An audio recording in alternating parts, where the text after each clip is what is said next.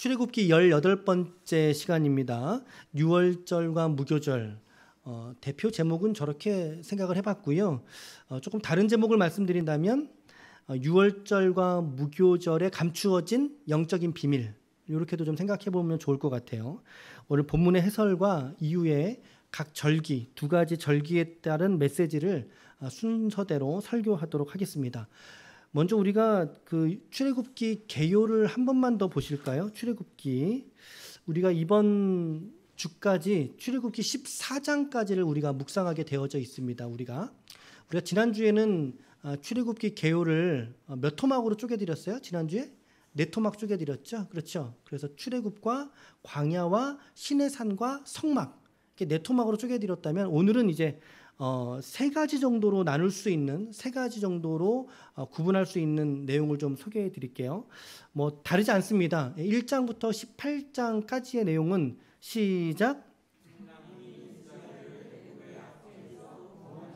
그렇죠. 그러니까 출애굽에 관한 내용이죠. 출애굽 사건 자체, 구원하심에 관한 이야기가 18장까지고요. 19장부터 24장은요. 시작. 하나님께서 이스라엘에게, 그렇죠. 대표적인 계명 10계명을 수여받은 게 바로 이 출애굽 광야에 있었던 시내산에서의 일이죠. 25장부터 마지막 40장까지는 어떤 내용이죠? 하나님께서 이스라엘에게 성막 지을 것을 명령하셨다라고 하는 거예요.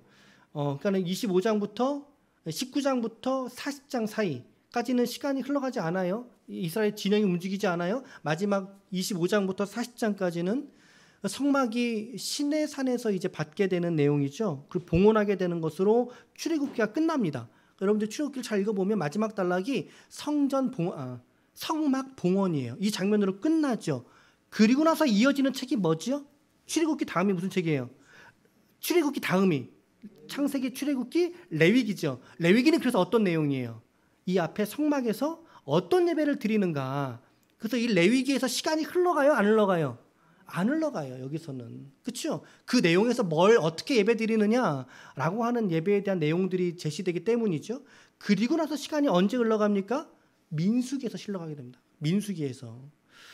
그래서 이제 시내산에서의 이야기가 민수기로 넘어가면서 또다시 이스라엘이 광야로 행군하게 되는 이야기로 시간을 흘러가게 되어져 있습니다. 이런 흐름들 여러분들이 좀 이해하시면 이 출애굽에 관한 내용들, 광야에 관한 메시지들을 여러분들이 이해하시기에 훨씬 더 좋을 것 같아서 말씀을 드렸어요.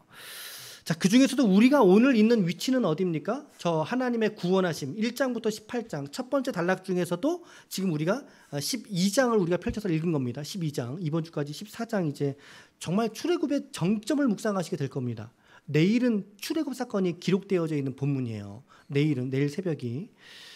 자, 이 지점에서 우리가 가장 중요한 것은 이 출애굽기를 보면서, 성경 전체를 보면서 여러분 가장 중요한 메시지가 오늘 소개가 되고 있어요. 그래서 오늘 이 유월절에 관한 이해는 우리 신앙생활의 반석과 같은 그래요. 가장 중요한 메시지예요. 이렇게도 말할 수 있어요. 가장 중요한 메시지가 오늘 이 출애굽에 있고요. 출애굽 중에서도 오늘 유월절의 규례 그리고 무교절의 규례로 이어지는 이 두 가지 절기의 규정에 관한 내용이 상당히 중요한 의미를 가지고 있습니다.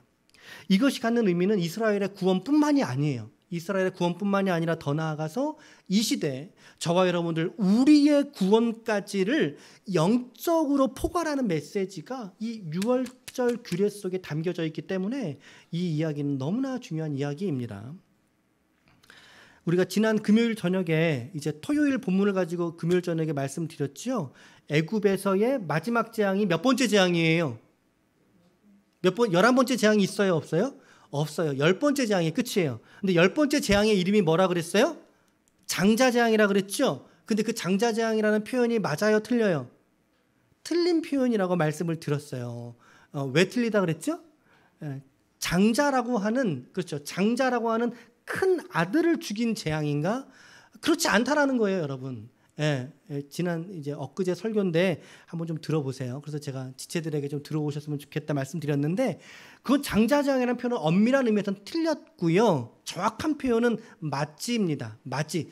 처음 난 것들을 죽이시는 재앙입니다. 처음 난 것들. 그러니까 이것은 암컷과 수컷을 가리지 않는 거예요. 그러니까 딸만 10명 있다고 하더라도요. 그 딸 중에 첫 번째 딸은 죽는 거예요. 그렇죠? 이해가 되시죠? 혹은 한 명 독자만 있다 하더라도 그 생명을 취하시는 거라고요. 정확한 표현은 마지재앙이라고 하는 게 옳은 표현이고요. 또 오늘 설교할 때는 가급적 마지재앙이라는 표현을 쓰도록 하겠습니다.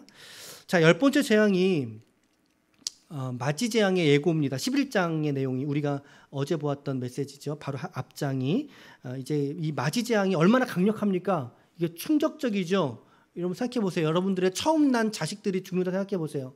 이건 뭐 이루 감당할 수 없는 재앙 아니겠습니까? 이 마지재앙이 그래서 예고를 하고 있습니다. 예고. 마지재앙에 대한 예고.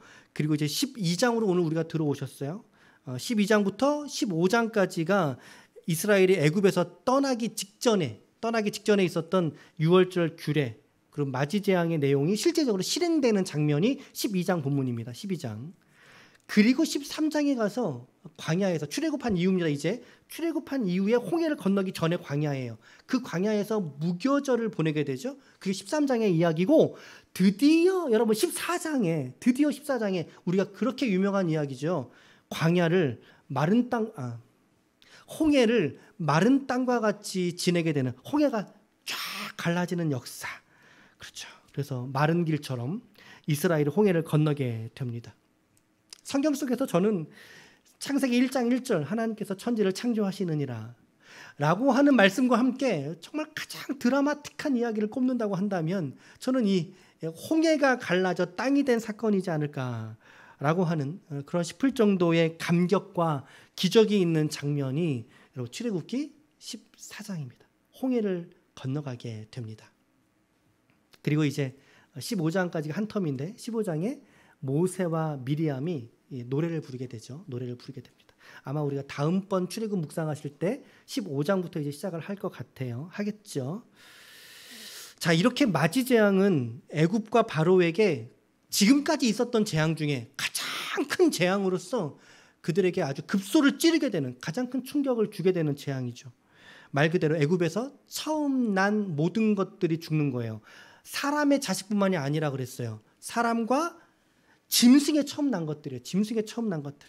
모든 처음 난 것들이 죽는 재앙이니 이 재앙이 얼마나 무서운 재앙이겠습니까? 남자와 여자를 가리지 않을 뿐만 아니라 수컷과 암컷을 가리지 않는, 사람과 짐승 모두에게 적용된 마지막 필살기 한 방, 하나님이 감춰 놓으신 한 방, 마지막 재앙인 거예요. 자, 그런데 말입니다.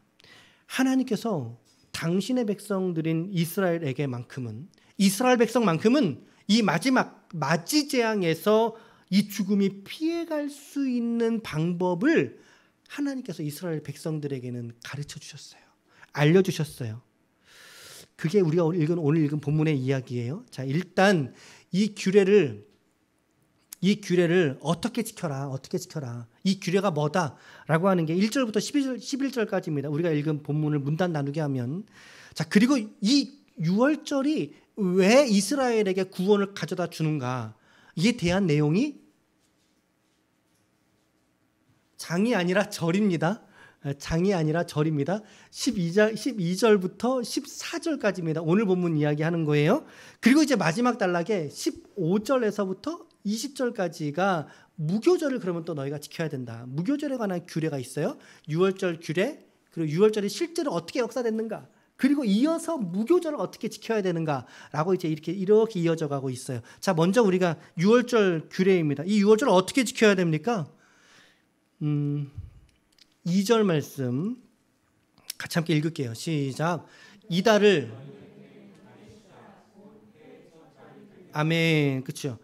자, 그러니까 여러분 저 2절을 잘 보시면 이스라엘의 종교력에서는 이달, 지금 6월절이 있었던 이 달이 어떻게 되라는 거예요? 이스라엘에게는 몇 월이요? 그렇죠. 1월로 시작하라는 거예요. 1월로 너희들이 시작을 해라. 이 날부터 잡아라. 그래서 이것이 유대력으로는 7월께가 되고요. 지금의 양력으로는 3월과 4월 사이가 되는 것입니다. 자, 어찌됐든 그들에게는 이 절기가 있는 달을 1월 달로 계수하게 됩니다. 새롭게 시작하게 됩니다. 그러니까 우리는 이제 잠깐 언급한다면 이 2절 말씀에서는 여러분과 저가 우리가 이 땅을 살아가면서 하나님과 만나는 어떤 특별한 은혜의 경험들이 있잖아요. 우리가 뭐 어떤 이단들은 당신 구원받은 날짜 알아 이러는데 그런 거 현혹되지 마세요. 구원받은 날짜 몰라요. 그거 헤아리는 거 무모한 일이에요. 하지만 우리가 인격 속에서 하나님을 만난 경험이 있어요, 없어요, 여러분들? 있지요. 그때부터 우리가 새로운 나의 신년, 나의 영적인 생일이다. 어떤 분은 그 세례받은 날을 생일을 2개 언급하시더라고요. 육신에 태어난 날 그리고 세례받은 날 이렇게 하시는데요. 뭐 그날도 괜찮고요. 우리가 이렇게 하나님께 은혜 받은 그 시점을 기해서 정말 내가 하나님께 새롭게 서야지라고 하는 다짐을 해보시는 거 좋은 적용인 것 같아요. 이 2절 말씀에서는. 자, 3절 말씀 같이 읽을게요. 시작. 너희는 이스라엘 온 회중에게 말하여 이르라. 이달 열흘에 너희 각자가 어린 양을 잡을지니 각 가족대로 그 식구를 위하여 어린 양을 취하라라고 말씀하고 있어요. 온 회중에게 말해라. 너희 앞에 있는 회중에게 이르라. 이달 열흘에, 열흘이면 며칠이에요? 10일. 그러면 1월 10일이죠. 너희 각자가 어린 양을 잡으라. 여기서 잡으라라고 하는 의미는 죽이라는 의미인가요? 아니에요. 우리가 닭 잡는다 그럴 때는 이제 닭을 이제 도살해서 먹으려고 하잖아요. 그걸 잡는다고 표현하는데 여기서 잡는다는 표현은 그게 아니에요. 그냥 잡으란 뜻이에요. 취하라. 가지고 있어라. 그런데 몇 마리를 취해야 돼요?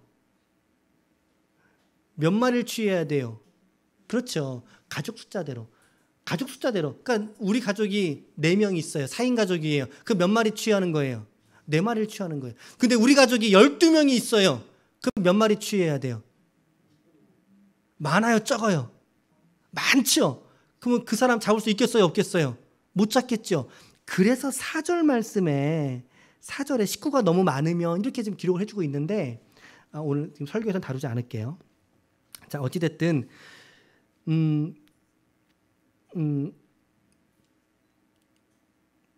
각 가족대로 식구를 위하여 어린 양을 한 마리씩 취하되 5절 말씀에 5절에 너희 어린 양은 흠없고 1년 된 수컷으로 하되 양이나 염소 중에서 취해라.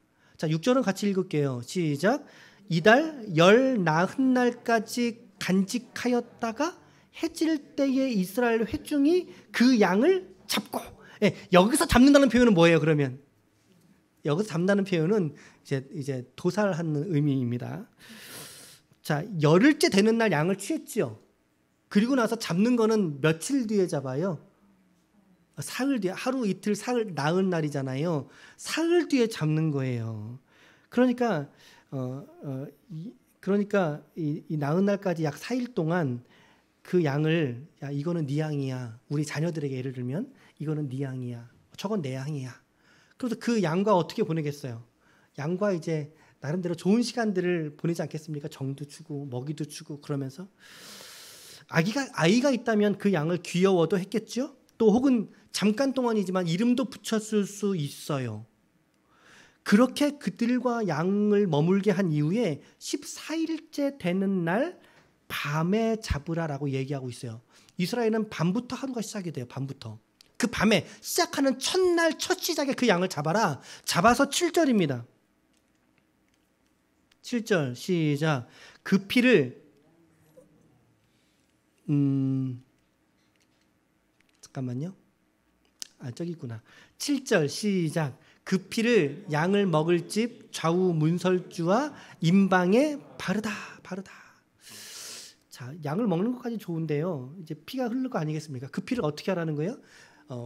문지방에 이렇게 바르라는 거. 이렇게 바르라.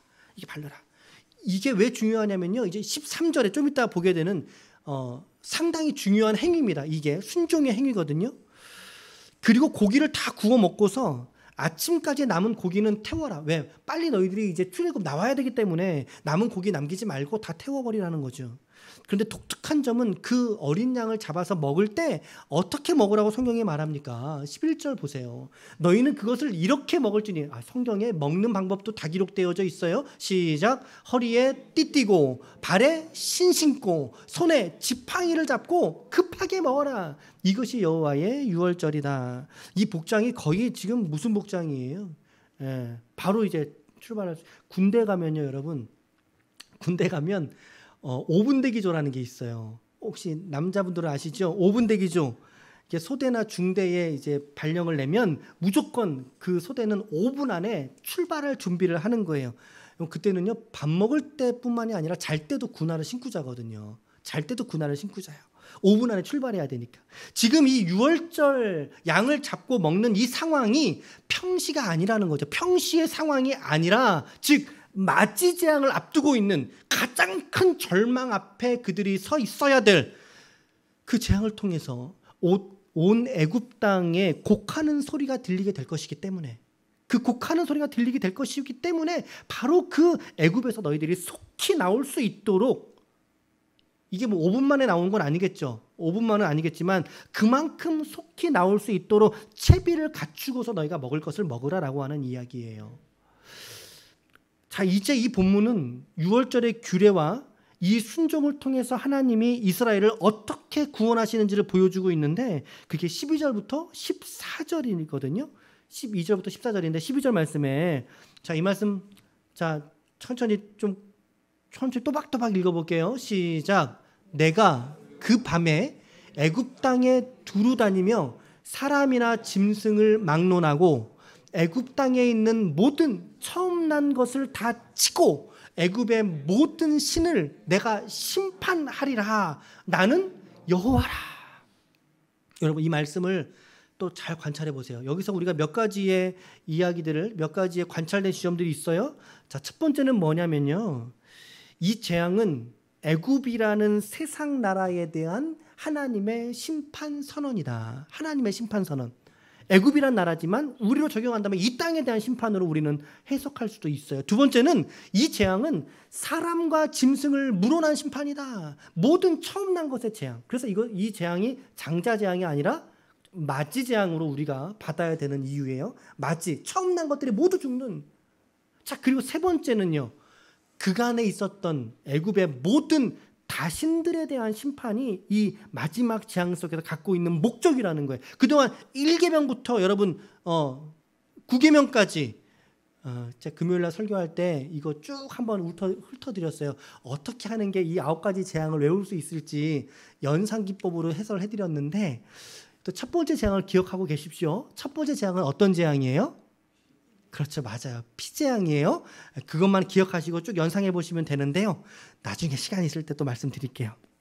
자, 피재앙 첫 번째 재앙부터 마지막 10번째 재앙까지가 사실은 이 맞이재앙을 통해서 하나님은 결국에 애굽의 바로와 함께 그 바로, 애굽이 믿고 있는 우상들, 그 신들, 그들을 하나님 앞에서 하나님이 깨부시는, 여지없이 그 우상과 그 다신들의 무능력한 그들의 실존을, 그 거짓을 드러내는 것이 바로 이 심판의 목적이라는 거예요. 저 1번, 2번, 3번에 대한 이야기들을 우리는 방금 읽었던 여러분 12절 한 절의 말씀에서 우리가 잘 관찰하면 우리가 알 수 있는 내용들이에요. 자, 가장 강력하고 가장 큰 절규와 절망을 가져다주는 재앙이 이 마지막 10번째 재앙이었다. 근데 이 재앙의 의미는 무엇일까요? 이 재앙의 의미를 제가 이렇게 제시를 해드리고 싶어요.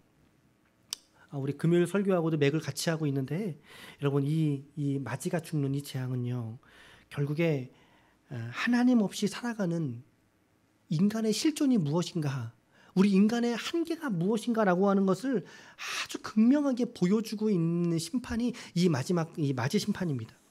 죽음에 사로잡혀서 끌려가는 인간의 그 연약한 모습, 사망에게 매여서 종로로 타고 있는 인간의 모습, 그리고 그들이 만든 우상, 그들이 만든 신 앞에서 그 신들조차도 손가락 하나 그들을 까딱하지 못했잖아요.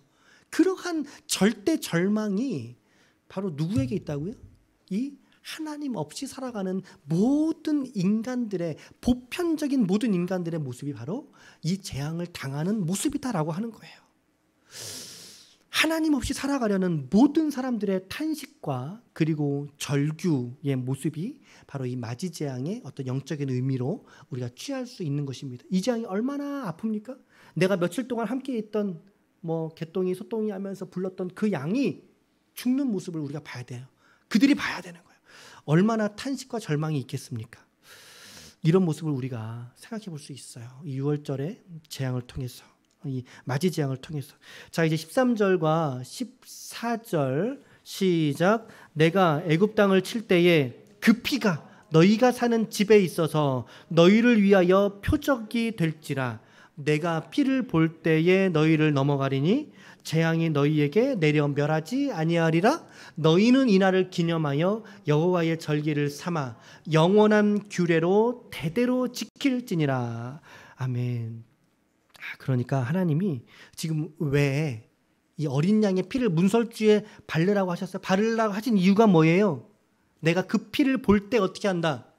그 집안에 내려야 될 재앙을 뛰어 넘어가겠다라고 하는 거예요. 내가 그 피를 볼 때에 너희를 넘어가리니 재앙이 너희에게 닿지 아니할 것이다. 내가 너희를 그 재앙을 통해서 멸하지 아니하리라. 여기서 이 유월이라는 말은 말 그대로입니다. 넘을 유에 넘을 월자를 쓰고 있어요. 그러니까 담을 뛰어넘는다라고 하는 뜻입니다. 담을 뛰어넘는다. 하나님의 죽음의 사자가 어린 양의 피가 발려진 그 집을 뛰어넘는다라고 하는 의미예요. 유월. 하나님께서 이 마지막 심판의 재앙을 하실 때 그 피가 발려진 집을 넘어가시겠다. 여러분, 그래서 우리 찬송가 중에요. 어떤 찬송가, 여러분 기억나는 찬송가 있지 않습니까? 그렇죠? 예, 주 십자가를 지심으로. 후렴 가사가 이렇게 돼요. 이 찬양 같이 한번 잠깐 불러볼까요? 내가 그때를 시작. 내가 그 피를 유월절 그 양의 피를 볼 때에 내가 널 넘어서 가리라. 아멘. 아멘. 그래서 이 날을 영원토록 기념하라. 영원한 규례로서 지킬지니라. 물론 지금 우리는 유월절 안 지킵니다. 지금 우리는 유월절 없어요. 하지만 구약의 제사법을 비롯한 형식적인 제사는 우리가 지키지 않을지라도 이 율법이 말씀하는 바 곧 어린 양의 피로 인한 구원 사건, 이것을 우리가 날마다 묵상하게 되는 것이고, 우리 신앙의 가장 중요한 핵심 가치가 이 어린 양의 피 사건에 있다라고 하는 것입니다. 6월절에 대한 해설을 좀 해드렸고요. 자, 이제 본문은 15절부터 20절까지 마지막 단락을 무교절에 대한 규례로 제시하고 있어요. 여러분, 이 무교절은요, 여러분 항상 기억을 해두세요. 6월절과 무교절은 어떻게 간다? 함께 간다. 항상 쌍으로 이야기됩니다. 그래서 무교절을 언급하지 않고 6월절을 언급하지 않고 무교절 안에 6월절을 넣는 경우도 있어요. 이 두 절기는 쌍둥이에요. 같이 가는 거예요. 6월절이 먼저, 6월절이 지난 그 다음부터 일주일 동안이 무교절이라고 하는 절기로 같이 쌍으로 붙어가는 절기예요, 이게. 근데 무교절의 의미가 뭐냐면요. 무교절의 의미는 교가 없다. 그러니까 발효를 말하는 것입니다. 누룩을 넣지 않는 빵, 그게 무교병이거든요. 누룩을 넣지 않는 것을 말하는 거예요. 무교라고 하는 게. 자, 15절 말씀에 보면요. 예. 너희는 이랫동안이니까 며칠이에요? 7일이죠. 무교병을 먹을지니 그 첫날에 누룩을 너희 집에서 제하라. 누룩을 없애라. 보이지 말게 하라. 무릇 첫날부터 일곱째 날까지 유교병을 먹는 자는 이스라엘에서 어떻게 된다고요? 끊어지리라. 그리고 17절과 18절 너희는 무교절을 지켜라. 이 날에 내가 너희 군대를 애굽 땅에서 인도하여 내었음이라. 자, 이 날은 어떤 걸 말하는 거예요? 앞에서 말하는 무교절을 받는 거죠. 그러므로 너희가 영원한 규례로 삼아 이 날을 대대로 지켜라. 그럼 무교절도 하나님은 어떻게 하라는 거예요? 대대로 지켜라. 언제까지요? 그 첫 달, 그 달, 열 나흔 날, 그러니까 6월절 시작되는 그날부터 말하는 거죠. 이 말씀은 저녁부터 21일 저녁까지 며칠 동안이죠? 7일까지. 실은 열 나흘 날 저녁부터 하면 8일인데요. 7일까지, 7일 일주일 동안 21일 저녁까지 너희가 무교병을 먹을 것이요. 자, 여기서 여러분 우리가 관찰될 수 있는 게 몇 가지 또 있어요. 말씀드릴게요. 자, 첫 번째는요. 이 무교절은 며칠 동안 지내는 절기다? 7일. 6월절은요. 하루예요, 하루. 6월절은 하루. 그날 저녁에 양을 잡고 먹고 다음 날까지 보내는 게 6월절이에요. 그런데 무교절은 며칠 동안 지낸다? 7일 동안 보낸다. 근데 그 절기에는 무슨 빵을 먹는다? 누룩을 넣지 않는 빵을 먹는 절기이다. 그죠? 그리고 이 무교절이 의미하는 내용이 뭐다? 시작. 애굽 땅에서 이스라엘을 인도하셨음을 기념하는 게 무교절이에요. 그러니까 유월절하고 무교절은 달라요. 목적하는 바가 다르지요. 그러니까 유월절은 어떤 어린 양의 피로 사신이 넘어간 거, 어린 양의 피로 구원받은 것을 기념하는 게 유월절이고, 무교절은 뭐예요? 이스라엘의 출애굽을 기념하는 게 무교절이에요. 그러니까 어떻게 보면 이 무교절도 상당히 중요한 메시지가 있어요. 놓치시면 안 돼요. 그래서 유월절과 무교절이 우리 신앙에 그 중요한 이야기를 하는 거예요. 자, 그래서 20절 말씀해 보니까요. 20절에 너희는 아무 유교물, 누룩 들어간 거 먹지 말고 그 기간 동안에 너희 유하는 모든 곳에서 무교병을 먹을지니라. 이거 헷갈려요, 발음이요. 유교, 무교 헷갈려요. 자, 이렇게 마치고 있죠. 자, 이제 이 절기에 따른 두 가지 메시지 드리고 마칠게요. 두 가지 메시지. 자, 첫 번째는요. 자, 여러분 지금부터 조금만 더 집중을 좀 해주셔요. 잘. 이 유월절의 메시지는 오늘 저와 여러분들이 우리가 예수로 구원받은 존재라는 사실을 드러내는 게 유월절 메시지예요. 유월절의 메시지가 예수 이외에 또 다른 구원의 길이 없다는 것을 오늘 유월절의 이야기가 우리에게 가르치는 바라고요. 궁극적으로 말씀하시는 게, 자, 성경에서는, 자, 이걸 제가 몇 가지 말씀을 소개하면서 제가 이렇게 좀 말씀을 드릴게요. 설득을 해볼게요. 잘 들어보세요. 성경에서는요, 예수를 어린 양이라고 말씀하고 있습니다. 요한복음 1장 29절. 자, 이 말씀을 여러분들이 읽으세요. 시작. 이튿날 요한이 예수께서 자기에게 나아오심을 보고 이르되 보라, 세상 죄를 지고 가는 하나님의 어린 양이로다. 그죠? 자, 그리고 이사야 53장에서 고난받는 종의 말씀을 하시면서 이런 말씀이 있단 말이에요.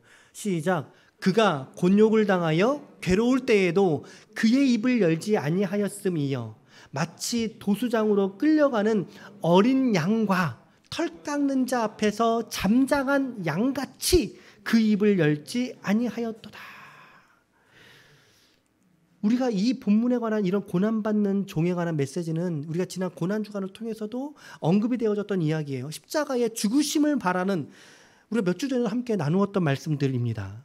자, 주께서 도살될 양과 같이 십자가로 이렇듯 가셔야 되는 이유가 무엇이었을까요, 여러분? 그게 앞절 6절에 등장하게 되는데요. 시작. 아니야. 시작. 우리는 다 양 같아서 그릇 행하여 각기 제 길로 갔거늘 여호와께서는 우리 모두의 죄악을, 그가 누구예요? 그렇죠. 예수예요. 그가 어린 양이셔요. 그가 예수셔요, 여러분. 우리가 죽어야 될 마땅한 재앙의 형벌에서, 이 마지의 재앙은요, 그러니까 오늘 내가 받을 재앙이라는 얘기예요, 여러분. 마지막 재앙이, 이 마지 재앙이, 이 재앙에서 10번째 재앙. 그러나 그렇게 내가 당해야 될 이 죄의 값을 하나님께서 자기 아들 독생자, 아들 예수에게 이 죄의 짐을 맡겨버리셨다는 거예요. 그에게 위탁 담당시켜버리셨다. 심지어 여러분, 예수님이 죽으신 날은 언제예요? 금요일입니다. 금요일 기억나시죠? 금요일. 그때가 언제입니까? 바로 다음 날이 유월절이 시작되는 날. 그날 저녁부터 유월절입니다, 여러분. 유월절. 그러니까 그 다음 날부터는 무교절이 시작되는 절기라고요. 이스라엘의 가장 큰 절기가 유월절입니다. 그 유월절 절기가 시작되는 날 예수께서 죽으셨다는 말은 어떤 의미겠어요? 바로 구약에서 보여주었던, 우리가 읽은 이 출애굽기 12장에서 얘기하고 있는 이 출애굽 사건에서 이스라엘을 살려주었던 것이 바로 그 죽었던 이 어린 양의 피가 누구의 피다? 예수 그리스도의 피다. 예수님의 죽음은 구약의 출애굽 직전에 보여주었던 어린 양을 잡아서 그 피를 문설주에 발랐던 그 일을 상징한다라고 하는 것입니다. 그러나 그때는 한 번뿐이 없는 거였어요. 역사 속에 한 번뿐이 없죠. 그때는 단회적인 사건이지, 한 번.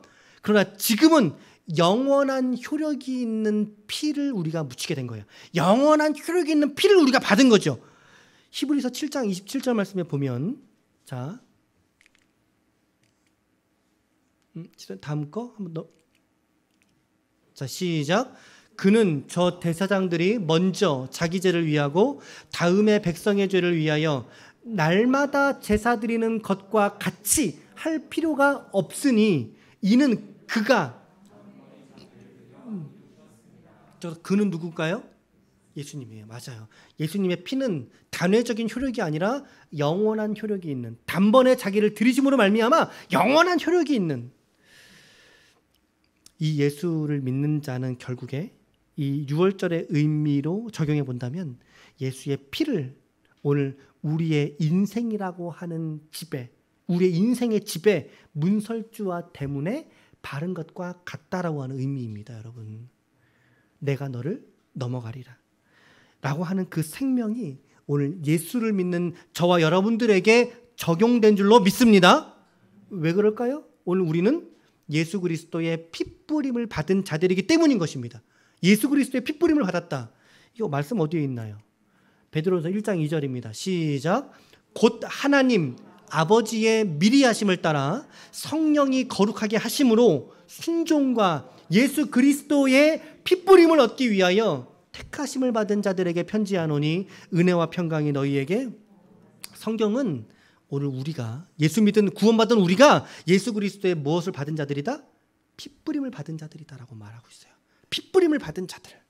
그러기에 이 유월절의 의미는 예수로 말미암는 구원을 의미하고 우리는 그것을 예수의 십자가 사건으로 믿고 그 피를 뿌림으로 말미암아 하나님 없는 저 애굽과 같은 세상에서 이 죽음의 재앙에서 우리가 건져지고 생명을 누리게 된 사람들이 오늘 저와 여러분들인 줄로 믿습니다. 아멘, 아멘, 아멘. 그러기에 이 유월절은요, 여러분, 이 유월절은 우리가 어떻게 구원받았는지를 알라는 거, 어떻게 구원받았는가라고 하는 것에 방점이 있어요. 그 시대 속에서는 이제 이스라엘의 정체성을 제시하는 거죠. 너희가 하나님으로 인해 구원받은 자다. 그러나 이 시대 속에 우리에게는 뭐죠? 우리의 구원이 어떤 구원인가? 예수 피로 구원받은 게 우리의 구원이다. 그러니까 우리의 값은 양의 값이 아니라 누구의 값이에요? 예수의 값이에요. 우리의 구원은 예수의 값의 결과라고요. 생명의 결과. 여러분, 오직 저와 여러분들의 구원은 오직 한 분 예수 그리스도로부터인 줄로 믿습니다. 아멘. 요한복음 14장 6절 말씀해 보니까 예수께서 이르시되 내가 곧 길이요 진리요 생명이니 나로 말미암지 않고는 아버지께로 올 자가 없느니라. 생명을 얻을 자가 없느니라. 예수님이 직접 하신 말씀이에요. 자, 첫 번째. 자, 두 번째는요. 이제 무교절의 의미는 뭔가? 무교절의 의미. 우리 그리스도인들의 일상의 삶이 세상의 삶에서 구별되어야 된다라고 하는 의미를 가지고 있어요. 그럼 무교병은요. 앞서 말씀드린 것처럼 누룩으로 부풀리지 않는 빵을 무교병이라고 말합니다. 근데 여러분 이 빵이요. 맛이 그렇게 없다 그래요. 혹시 여러분 드셔보셨어요? 우리가 대부분 이게 파리바게뜨 이런 데 먹는 빵들은 어때요? 너무나 찰지고 맛있죠. 근데 이 빵은요. 딱딱하고 씹기도 곤란하고 게다가 맛도 없어요. 맛도 없어요. 발효시키지 않았기 때문이죠. 여러분 성경은 독특하게 이 누룩이 들어가지 않은 빵을 너희가 만들어서 먹으라라고 말씀하고 있는데 제가 발견한 것은 20절이었어요. 20절 말씀에 보니까 자, 이 말씀을 여러분 한 번 더 읽어보실게요. 이제 한 번 더 시작. 너희는 아무 유교분을 이든지 먹지 말고 어디서 먹으라고요? 너희의 모든 유하는 곳에서. 제가 다른 대목에서보다 이 유하는 곳에서라고 하는 지점이 이 무교절이 바로 결국에는 이 이스라엘이 한 주간 먹잖아요. 한 주간 지내는 생활이라고 하는 그들의 일상, 이 그들의 삶의 현장에서의 모습을 말하는구나 라고 하는 것을 제가 깨닫게 되었어요. 성경에서도 이 누룩에 대한 좋은 예도 있어요. 예수님께서 천국을 가르치실 때 천국은 마치 가루 서말 속에 넣어 부풀린 누룩과 같으니 이렇게 말씀하고 있어요. 여기서는 좋은 의미죠. 하지만 대부분은 이 누룩이 사용되는 의미는요, 부정적인 의미로 사용될 때가 더 많아요, 여러분. 대표적으로 예수님께서 뭐라고 하셨어요? 바리새인의 뭘 조심해라. 그렇죠. 바리새인의 누룩을 조심해라. 그럴 때 그 누룩은 부정적인 의미죠. 그것은 발효시키고 다른 말로 썩게 만들고 부패시키게 만들고 그 본연의 성질을 다른 것으로 바꿔놓는 것을 의미하는 게 누룩의 의미예요, 여러분. 그래서 오늘 말씀에는 그 누룩을 너희가 쓰지 말고 살아라. 너희 본연의 너희의 성질을 바꾸지 말고 부풀린 종교 형식주의에 빠지게 하는 그 누룩을 너희가 쓰지 말고 살아라.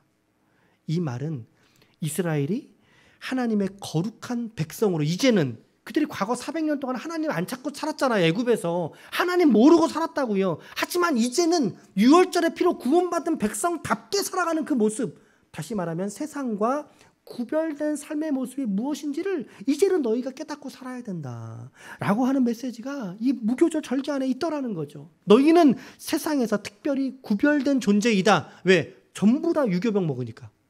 전부 다 누룩 넣어가지고 맛있게 먹으니까. 그러나 거기에 진리가 없다라는 것이죠. 여러분, 오늘 저와 여러분들은 우리는 세상에서 구별된 우리의 삶을 살고 계십니까? 성경은 그리스도인들에게 이 땅에서 구별된 삶을 살라고 요청하고 계십니다. 너희는 세상의 빛과 소금이라. 예수님의 말씀이에요. 우리의 존재가 어두워져가는 세상에, 그리고 썩어져가는 세상에 예수의 피로 구원받은 성도가 누룩을 넣지 않은 순전한 빵과 같이 이 순도 높은 이 믿음을 가지고 우리에게 주어진 삶의 일상과 삶의 현장을 우리가 살아내야 할 줄로 믿습니다. 여러분, 그래서 우리는 이 무교병과 같이 구별된 존재입니다. 구별된 삶을 살아야 되고 구별된 하나님의 언약 백성으로서 우리가 우리의 일상을 살아가야 된다라고 하는 것이 이 두 번째 유교병에 감추어진 메시지였어요. 자, 정리할게요. 결론을 말씀드리면 자, 6월절의 메시지, 우리의 존재는 누구인가입니다. 내가 무엇으로 구원받은 존재인가? 내가 누구로 구원받은 존재인가? 라고 하는 거죠. 이 질문에 대한 대답입니다. 우리는 예수 그리스도의 피로 구원받은 하나님의 자녀인 줄로 믿습니다. 아멘. 아멘. 자, 그리고 이제 무교절은 뭐죠? 방금 말씀드렸죠. 구원받은 자녀들이 세상에서 어떻게 구별되어 살아가는가? 어떻게 구별되어 살아갈까요? 우리는 어떻게 구별되죠? 말씀과 기도로 구별되어 살아야죠. 높은 도덕적 수준으로도 구별되어 살아야 되죠. 빛과 소금으로서 구별되어 살아야 되죠. 그리고 인생의 목적과 가치관도 애굽 사람들과 달라야 돼요. 세상을 살아가는 하나님 없는 사람들의 삶의 목적과 우리는 다르게 구별되어 살아가야 한다는 것입니다. 이것이 거룩이에요. 이것이 거룩이에요. 거룩함은 특별히 뭔가 이렇게 좀 거룩하게 보이는 걸 말하는 게 아니에요. 오해하시면 안 돼. 그게 아니라 거룩은 우리가 세상과 구별된 존재라고 하는 게 나타나는 게 거룩이에요, 여러분. 아멘. 아멘. 오늘 두 가지 유월절과 무교절 메시지를 드렸어요. 여러분, 정말 중요한 메시지입니다. 유월절을 온전히 깨달아야 되고 무교절을 우리가 바로 살아야만 하는 거예요. 오늘 저와 여러분들에게 맡겨진 순종의 사명인 줄로 또 믿으셔서 또 이번 한 주간 우리의 존재를 이렇게 빛과 소금과 같이 구별된 존재로서 여러분들의 일상의 삶을 거룩하게 구별하여 하나님께 올려드릴 수 있는, 믿음에서 승리할 수 있는 하나님의 거룩한 종들이 다 되시기를 예수님의 이름으로 간절히 축원합니다. 축원합니다. 아멘.